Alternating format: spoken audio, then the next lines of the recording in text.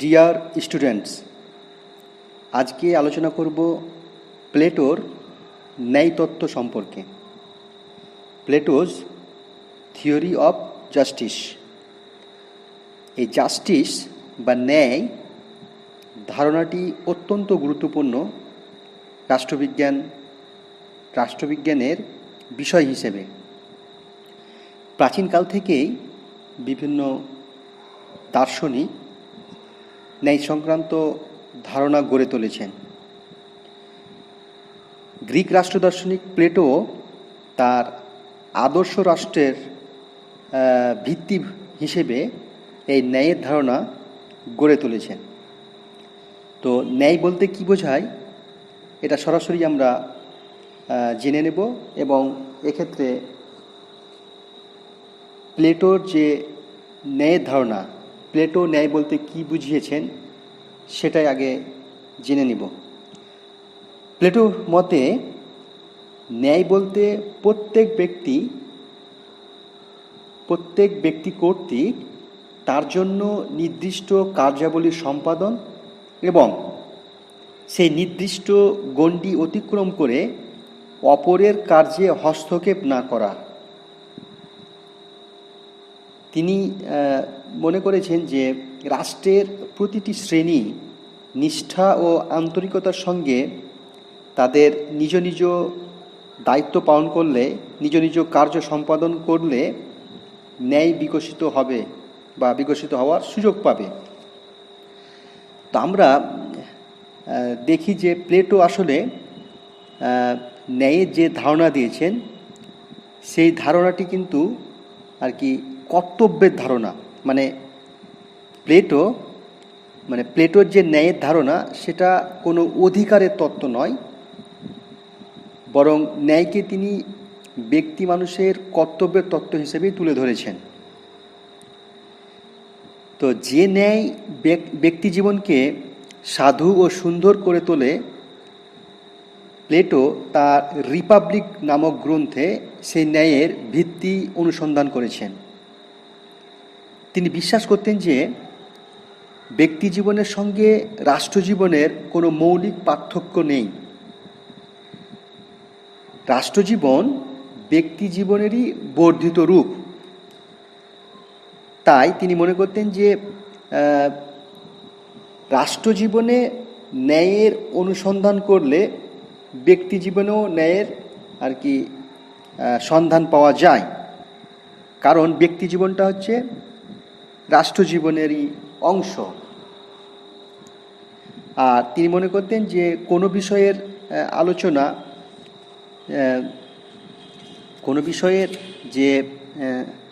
আলোচনা সেটা তার বৃহত্তর রূপের মাধ্যমে করলে সহজ হবে। তো রাষ্ট্রজীবনের বৃহত্তর রাষ্ট্রজীবনের মধ্যেই ব্যক্তির ন্যায়ের যে ধারণা তিনি সন্ধান করার চেষ্টা করেছেন। প্লেটোর রাষ্ট্রদর্শনের মুখ্য উদ্দেশ্যই ছিল এই রাষ্ট্রজীবনে ন্যায়ের এক তর্কাতীত সর্বজনীন সূত্র নির্ধারণ করা। তার বিখ্যাত গ্রন্থ রিপাবলিক, সে রিপাবলিক গ্রন্থটির একটি শিরোনাম ছিল, সেটি হচ্ছে কনসার্নিং জাস্টিস বা ন্যায় সম্বন্ধে।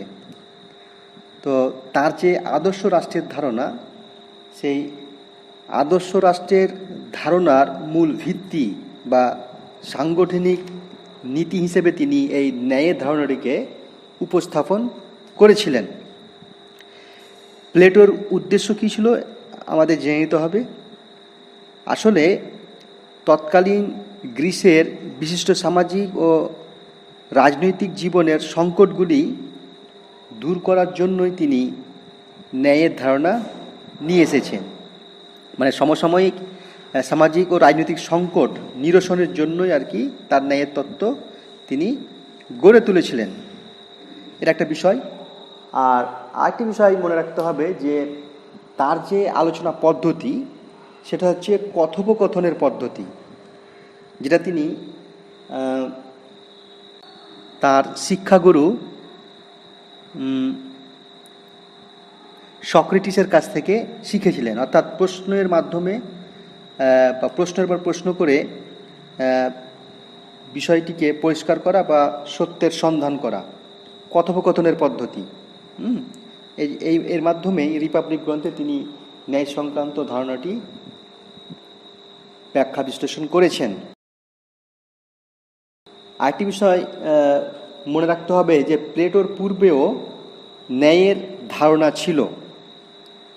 তো প্লেটো তার সমসাময়িক বা পূর্বে প্রচলিত ন্যায় সংক্রান্ত তত্ত্বগুলির সমালোচনা করেছেন এবং তার ন্যায়ের ধারণা তিনি গড়ে তুলেছেন। তো পূর্বে একটু আমাদের জেনে নেওয়া দরকার প্লেটোর ন্যায় তত্ত্ব গভীরভাবে উপলব্ধি করতে গেলে যে তিনি তার পূর্বে প্রচলিত ন্যায়ের ধারণাগুলিকে কিভাবে সমালোচনা করেছেন।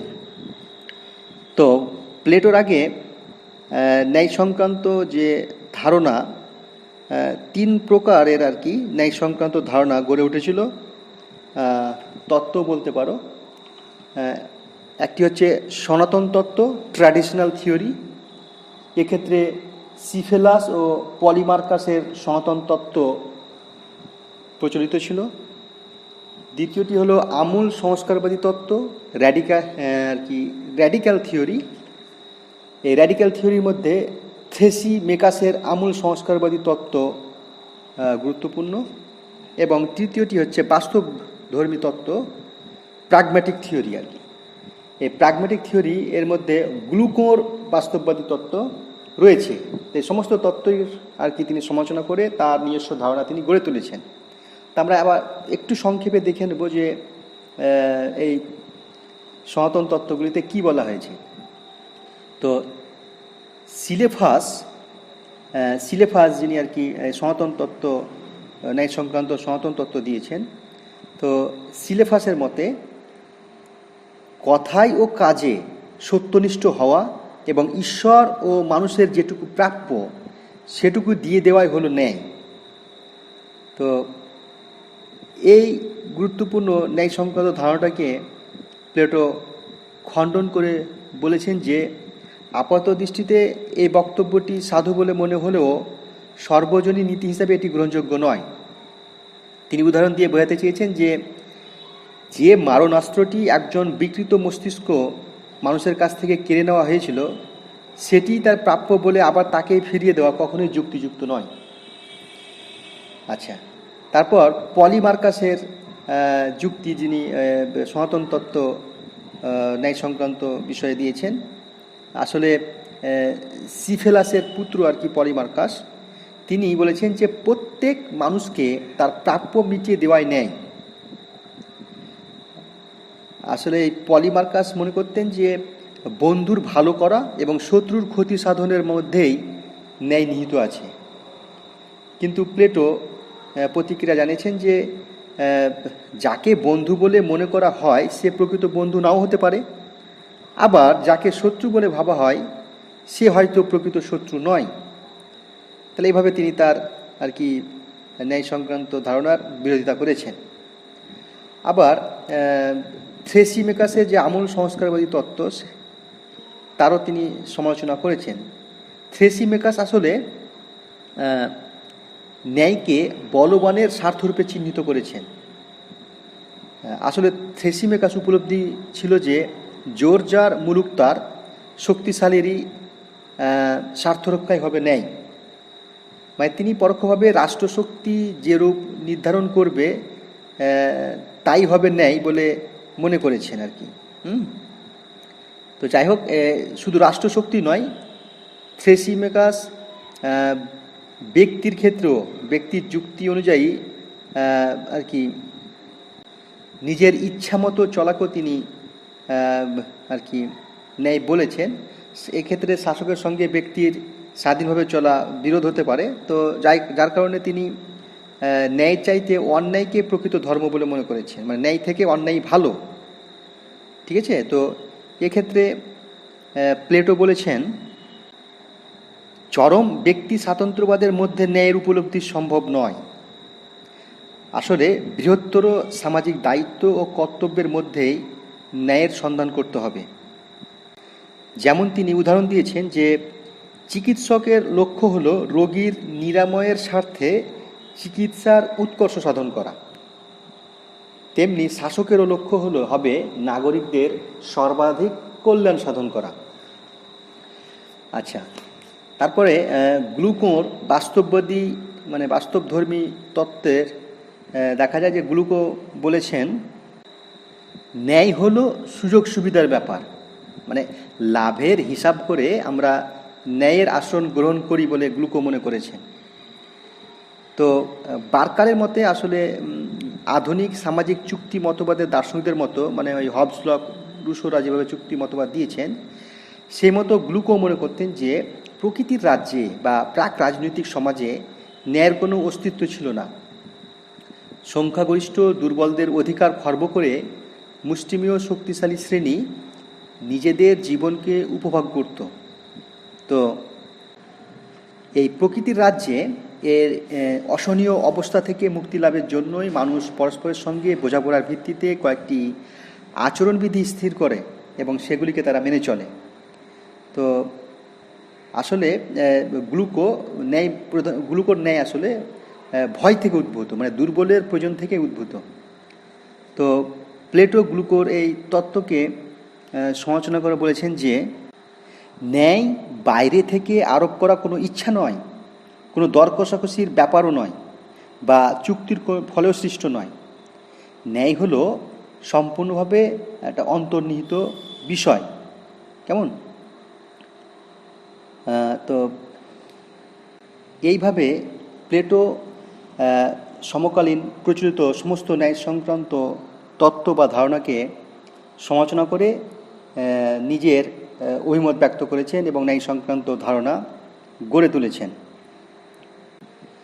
তো এই গ্রিক রাষ্ট্র দার্শনিক প্লেটো তার যে কল্পিত আদর্শ রাষ্ট্র, সেই আদর্শ রাষ্ট্রের ভিত্তিভূমি ও সাংগঠনিক নীতি হিসাবে ন্যায়ের ধারণাটিকে উপস্থাপন করেছেন। তিনি তার আদর্শ রাষ্ট্রে 3টি শ্রেণীর সহাবস্থানের কথা বলেছেন। এই 3টি শ্রেণী হলো, 1 নম্বর হচ্ছে কারিগর শ্রেণী, দ্বিতীয়ত যোদ্ধা শ্রেণী বা সামরিক বাহিনী, এবং তৃতীয়ত হচ্ছে শাসক শ্রেণী। তিনি এই যে শ্রেণী বিভাজন, সমাজের 3টি শ্রেণীর কথা বললেন, এই শ্রেণী বিভাজনকে স্বাভাবিক এবং নীতিসম্মত বলে মনে করেছেন, এবং কে বা কারা কোন শ্রেণীভুক্ত হবে তা তাদের জন্ম বা সম্পদের মালিকানা থেকে স্থির হবে না বলে তিনি মনে করেছেন।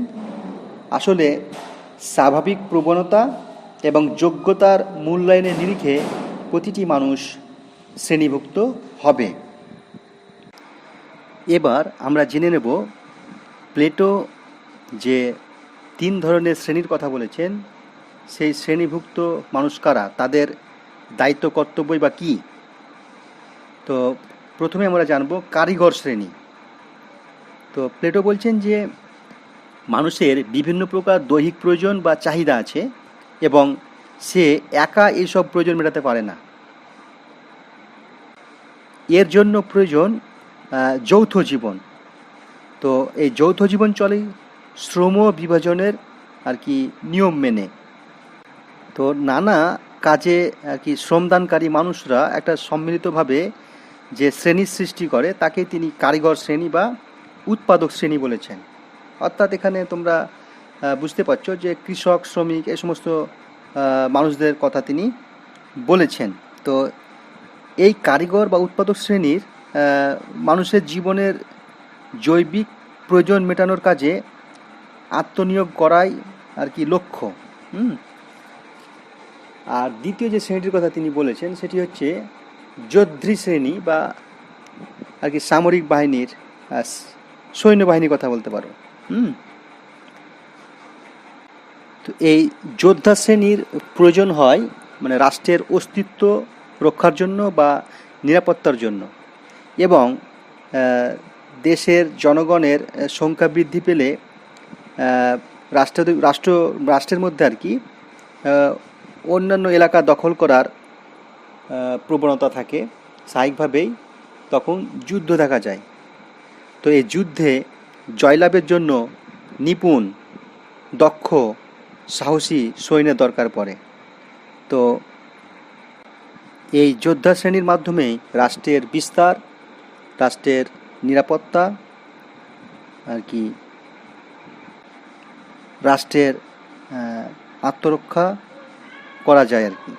তো রাষ্ট্রের সুরক্ষার জন্যই আর কি যোদ্ধা শ্রেণী নিযুক্ত থাকে। তৃতীয় যে শ্রেণীটির কথা তিনি বলেছেন, যেটা যোদ্ধা শ্রেণী থেকেই উদ্ভূত হয়েছে, সেটি হচ্ছে শাসক শ্রেণী। এই যোদ্ধা শ্রেণীর মধ্যেই জ্ঞান, বুদ্ধি ও বিচক্ষণতায় যারা বিচক্ষণতা যাদের রয়েছে আর কি, তারাই হবেন এই শাসক শ্রেণী। প্লেটো এই শাসক শ্রেণীকেই আর কি অভিভাবক শ্রেণী বলে অভিহিত করেছেন।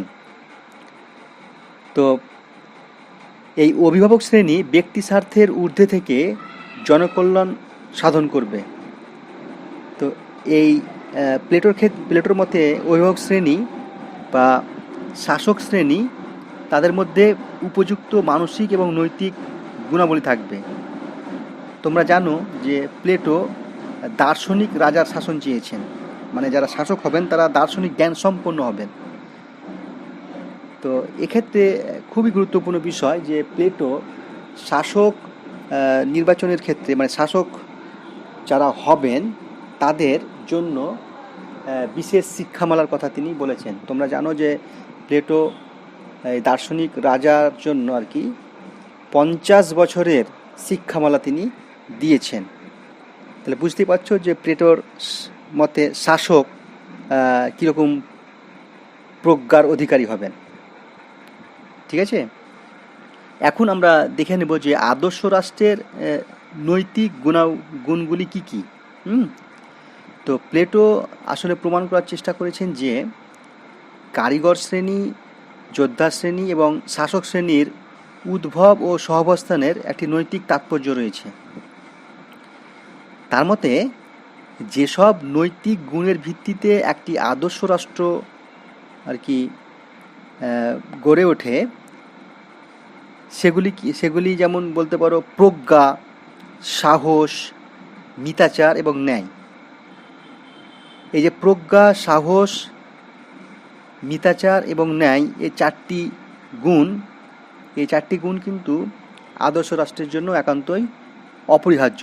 এবং তিনি বলেছেন যে এই গুণগুলি রাষ্ট্রের অন্তর্ভুক্ত যে শ্রেণীর কথা তিনি বলেছেন, আমি যেমন বললাম কারিগর শ্রেণী, যোদ্ধা শ্রেণী, শাসক শ্রেণী, এই শ্রেণীর মানুষের গুণগত বৈশিষ্ট্যের আর কি সঙ্গে মিল রয়েছে বা গুণগুলি প্রতিভাত হয়। প্লেটোর মতে প্রজ্ঞা হলো দার্শনিক রাজার চরিত্রগত গুণ। যারা জ্ঞানী তারাই মহৎ ও প্রাজ্ঞ। তো সমাজ ও রাষ্ট্রের ভালো মন্দ কিসে হবে, মানুষের কল্যাণ অকল্যাণ কিসে হবে, এ বিষয়টি তারা ভালো জানেন। তো তাদের বিচক্ষণতায় রাষ্ট্র আদর্শভাবে পরিচালিত হবে। আর তোমরা জানো যে যোদ্ধা শ্রেণীর মধ্যে থাকে সাহসিকতার গুণ। বিপদ ও মৃত্যুর সম্ভাবনা রয়েছে জেনেও তারা কি করেন, ভীত না হয়ে নিজেদের কর্তব্য কর্মে অবিচল থাকেন।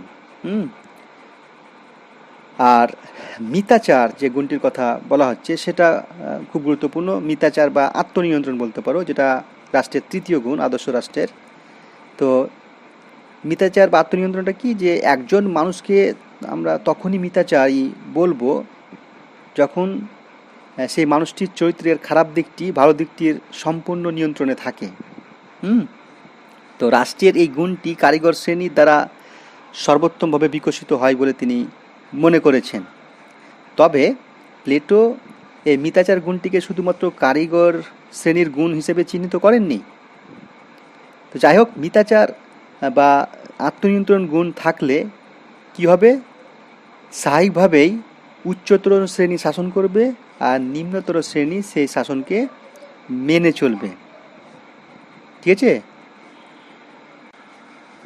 রাষ্ট্রের শাসক শ্রেণী যেহেতু সর্বশ্রেষ্ঠ গুণের অধিকারী, মানে অর্থাৎ কি বলবো, প্রাজ্ঞ গুণ সম্পন্ন, সেহেতু অপর দুটি শ্রেণী মানে যোদ্ধা শ্রেণী এবং কারিগর শ্রেণী তারা কিন্তু আহ, নিজেদের উপর শাসক শ্রেণীর নিয়ন্ত্রণের অধিকারকে নির্দ্বিধায় মেনে নেবে। আচ্ছা, এই প্রজ্ঞা, সাহস, মিতাচার ছাড়াও আরেকটি গুণের কথা প্লেটো বলেছেন, সেটা হচ্ছে ন্যায়। অর্থাৎ আদর্শ রাষ্ট্রে প্রজ্ঞা, সাহস ও মিতাচার ছাড়াও রাষ্ট্রের উৎকর্ষ আনার জন্য ন্যায়ের কথা তিনি বলেছেন। তো আমি ন্যায় সংক্রান্ত ধারণা প্লেটোর আগেই বলেছি, যে প্লেটো বলেছেন ন্যায় বলতে প্রত্যেক ব্যক্তি কর্তৃক তার জন্য নির্দিষ্ট কার্যাবলী সম্পাদন এবং সেই নির্দিষ্ট গণ্ডি আর কি অতিক্রম করে অপরের কার্যে হস্তক্ষেপ না করাকে বোঝায়। ঠিক আছে? তো প্লেটো এই যে প্রজ্ঞা, সাহস এবং মিতাচার, এই তিনটি গুণের মতো ন্যায়কে রাষ্ট্রের কোনো বিশেষ শ্রেণীধর্ম বলে চিহ্নিত করেননি, বরং ন্যায়কে এই প্রজ্ঞা, সাহস এবং মিতাচারের সঙ্গে আর কি সংশ্লিষ্ট করেছেন, মানে আলাদা করে বিশ্লেষণ করা যায় না বলে তিনি মনে করেছেন। এবং তিনি বলেছেন যে এই তিনটি গুণ আদর্শ মানে তিনটি গুণের মধ্যে ন্যায়ের আদর্শ খুঁজে পাওয়া যাবে এবং একমাত্র ন্যায়ের প্রেক্ষাপটে এই তিনটি গুণের পরিপূর্ণ বিকাশ সম্ভব হবে। তার মতে রাষ্ট্রের জীবনে তখনই ন্যায়ের বিকাশ সাধিত হবে যখন সমাজের তিনটি শ্রেণী নিজ নিজ শ্রেণীগত কর্মে নিযুক্ত থেকে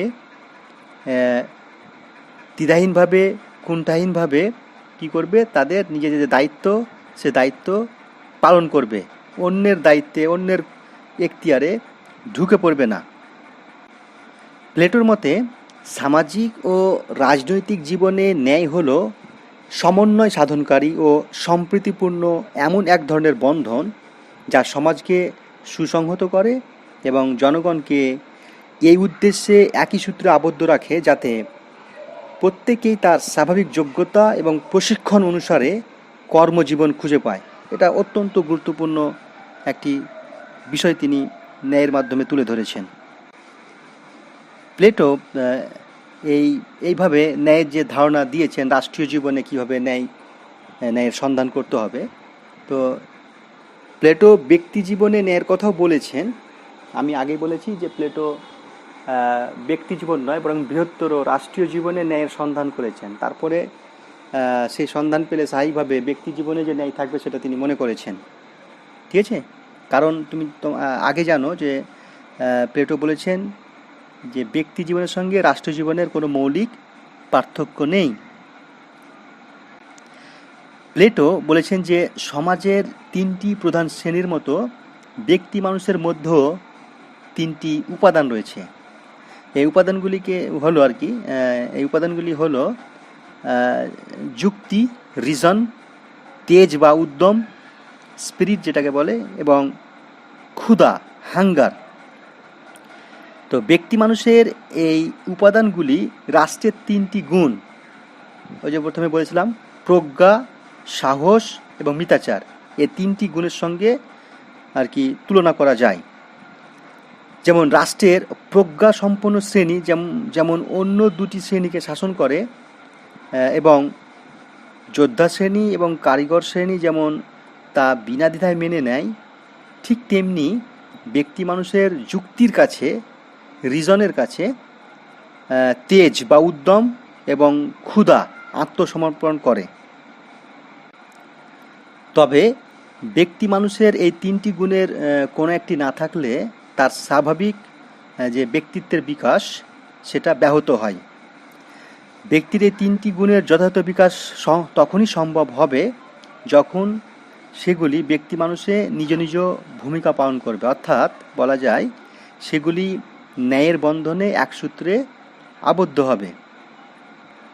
মানে ক্ষুধা নিবৃত্তির ক্ষেত্রে পরিমিতি জ্ঞান, প্রয়োজনীয় উদ্যম ও কর্মশক্তি এবং প্রজ্ঞা, এই যে তিনটি সদ্গুণ, এই তিনটি সদ্গুণের বিকাশ ঘটলেই আমরা একজন ব্যক্তির জীবন গঠন প্রক্রিয়ার পরিপূর্ণতা লক্ষ্য করতে পারি। তো এইভাবেই একজন ব্যক্তি যথার্থ নাগরিক হিসাবে রাষ্ট্রের যে কোনো একটি শ্রেণীর অন্তর্ভুক্ত হবে এবং ন্যায়ের নীতি অনুসরণের ফলে চূড়ান্তভাবে রাষ্ট্রের অস্তিত্ব রক্ষায় ইতিবাচক ভূমিকা পালন করবেন বলে প্লেটো মনে করেছেন। তো তাহলে আমরা দেখতে পাচ্ছি যে প্লেটোর রাষ্ট্রতত্ত্বে এই যে ব্যক্তি, সমাজ ও রাষ্ট্র একত্রে মিলেমিশে একটা জৈবিক সত্তায় পরিণত হয়েছে।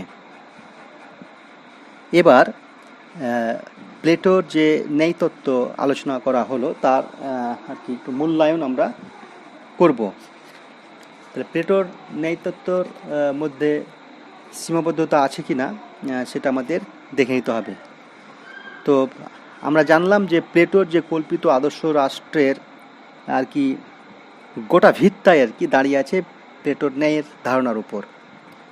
কিন্তু প্লেটোর এই যে ন্যায়ের ধারণা সেটি কিন্তু কার্ল পপার, থিওডোর জম্পার্জ, ওয়েপার প্রমুখ আর কি চিন্তাবিদরা সমালোচনা করেছেন। যেমন পপার তার the open society and its enemy নামক গ্রন্থে বলেছেন যে প্লেটোর ন্যায়ের তত্ত্ব আর কি মানে প্লেটো ন্যায়ের তত্ত্ব প্রতিষ্ঠা করতে গিয়ে এমন এক সমাজ ব্যবস্থার চিত্র অঙ্কন করেছেন যাকে সর্বনিয়ন্ত্রণবাদ মানে টোটালিটারিয়ানিজম বলা যেতে পারে। জম্পার্জ তিনিও তার the Greek view of life এবং গ্রিক থিঙ্কার্স নামক গ্রন্থে প্লেটোর ন্যায়তত্ত্বের বিরুদ্ধে অভিযোগ এনেছেন। তার মতে প্লেটোর কল্পিত সমাজে সব নাগরিকের স্থান পূর্ব নির্ধারিত। প্লেটোর ন্যায়তত্ত্বের একটি গুরুত্বপূর্ণ সীমাবদ্ধতা হলো যে প্লেটো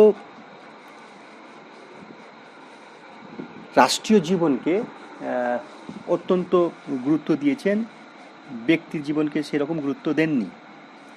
কার্ল পপারের মতে প্লেটো তার ন্যায়তত্ত্বের মাধ্যমে ব্যক্তিকে রাষ্ট্রের যুগকাষ্টে বলি দিয়েছেন। কেমন? ব্যক্তি বা গোষ্ঠীর স্বার্থকে প্লেটো আদৌ সেরকম মর্যাদা দেননি, অর্থাৎ ব্যক্তি স্বাধীনতার পরিপন্থী বলা যেতে পারে প্লেটোর ন্যায়তত্ত্বকে। আবার পপার আরেকটি বিশেষ দিকের কথা উল্লেখ করেছেন, মানে সীমাবদ্ধতার কথা বলেছেন প্লেটোর ন্যায়তত্ত্বের, সেটি হলো প্লেটোর ন্যায়তত্ত্বের সীমাবদ্ধ মানে শ্রেণী বৈষম্য রয়েছে আর কি। পপার বলেছেন প্লেটোর ন্যায়তত্ত্ব একদিকে যেমন ব্যক্তিকে রাষ্ট্রের অধীনস্থ করেছে, অন্যদিকে তেমনি সংখ্যাগরিষ্ঠ উৎপাদক শ্রেণীকে সংখ্যালঘিষ্ঠ শাসক শ্রেণীর অধীনে স্থাপন করে আর কি শ্রেণী বৈষম্যকেই আর কি চিরন্তন সত্য বা শাশ্বত বলে প্রচার করেছে। আবার গণতন্ত্রের সমর্থকরা প্লেটোর ন্যায়তত্ত্বকে সমালোচনা করে বলেছেন যে প্লেটো আসলে এক ধরনের প্রবর শাসন মানে এলিট রুল প্রতিষ্ঠার চেষ্টা করেছেন তার ন্যায়তত্ত্বের মাধ্যমে। অর্থাৎ প্লেটো তার ন্যায়তত্ত্বে সংখ্যাগরিষ্ঠ মানুষকে উপেক্ষা করেছেন এবং তাদেরকে শাসক শ্রেণীর উপর নির্ভরশীল করে তুলেছেন। যাই হোক, এই সমস্ত সীমাবদ্ধতা প্লেটোর ন্যায়তত্ত্বের মধ্যে থাকলেও আমরা প্লেটোর ন্যায়তত্ত্বকে কোনোভাবে উপেক্ষা করতে পারি না। প্লেটোর ন্যায়ের ধারণা অত্যন্ত গুরুত্বপূর্ণ এবং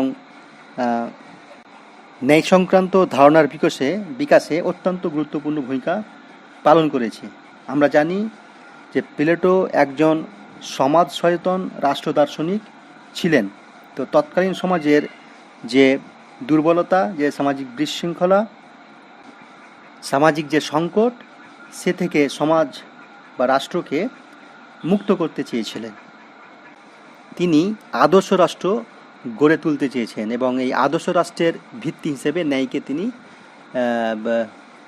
একান্তভাবেই গ্রহণ করেছিলেন। তবে সেই সময়ের যে শাসন ব্যবস্থা, যে সংকট, প্লেটোর ন্যায়তত্ত্বের ধারণাকে গ্রহণ করে সে সংকট উত্তরণের চেষ্টা করেনি। অর্থাৎ প্লেটোর যে সমসাময়িক ন্যায়ের ধারণা তিনি দিয়েছেন সমাজকে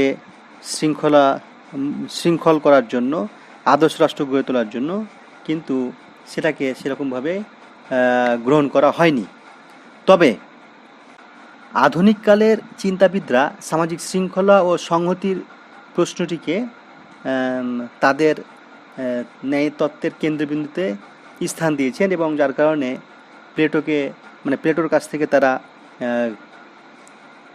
ন্যায় সংক্রান্ত ধারণা গ্রহণ করেছেন, বা প্লেটোর কাছে ঋণী বলতে পারো। আসলে এই পাশ্চাত্য সমাজচিন্তার ক্ষেত্রে প্লেটোই প্রথম ব্যক্তি যিনি সমাজ ভাবনা ও রাষ্ট্রচিন্তাকে বিশেষভাবে লক্ষ্যমুখী করে তুলতে চেয়েছেন।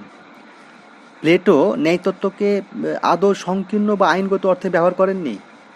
প্লেটোর ন্যায় অনেক ব্যাপক, ন্যায় সংক্রান্ত তার যে ধারণা সেটা সংকীর্ণ নয়, অনেক ব্যাপক। একটি আদর্শ সমাজে, মানব সমাজে ন্যায়ের চরিত্র কি হতে পারে, কি ধরনের হতে পারে, প্লেটো তা নিয়েই ব্যাপকভাবে অনুসন্ধান করেছিলেন, যার ফলশ্রুতিতে তার এই ন্যায়তত্ত্ব গড়ে উঠেছে। প্লেটোর ন্যায়ের যে ধারণা সেটা আধুনিককালের ন্যায়ের ধারণা গড়ে তুলতে গুরুত্বপূর্ণ ভূমিকা পালন করেছে। প্লেটোর ন্যায়ের ধারণা কোনো অধিকারের ধারণা নয়, এটা হচ্ছে কর্তব্যের ধারণা। অর্থাৎ সমাজে তিনি যে শ্রেণীভাগ করেছেন, প্রত্যেকটা শ্রেণী, প্রত্যেকটা মানুষ তার নিজ নিজ দায়িত্ব পালনের মাধ্যমেই সমাজে ন্যায় প্রতিষ্ঠা করবে, যেটা আদর্শ রাষ্ট্রের ভিত্তি হিসাবে কাজ করবে। ঠিক আছে, তো এই হচ্ছে মূল বিষয়।